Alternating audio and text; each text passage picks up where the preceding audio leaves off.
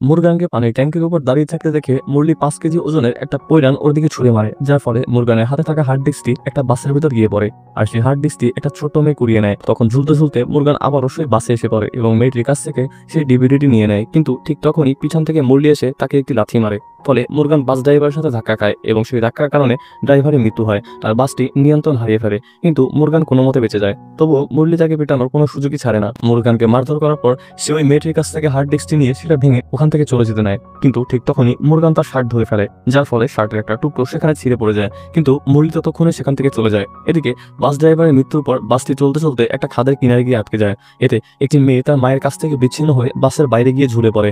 এটা দেখে মা যখন তার মেয়েকে বাঁচাতে সামনে এগিয়ে যায়, তখন বাসটি খাদের দিকে হেলে পড়তে শুরু করে। তাই আশেপাশের লোকজন তাকে ধরে ফেলে যাতে সে পড়ে না যায়। ঠিক তখনই পিছন থেকে মুরগান এসে তার অলৌকিক শক্তি দিয়ে বাসটিকে টেনে উপরে নিয়ে আসে। কিন্তু অন্যদিকে মেয়েটি খাদের দিকে পড়ে যেতে লাগে। তাই মুরগান একটা দড়ি বেঁধে খাদের মধ্যে ঝাঁপ দেয় এবং মেয়েটিকে উদ্ধার করে উপরে নিয়ে আসে। এই কারণে সবাই তাকে সুপারহিরো মনে করতে লাগে এবং সে একই সঙ্গে বাসে থাকা সবার জীবন বেঁচে যায়। এরপর বাড়িতে ফিরে মুরগান নিজের জন্য একটা সুপারহিরোদের কস্টিউম বানিয়ে তারে।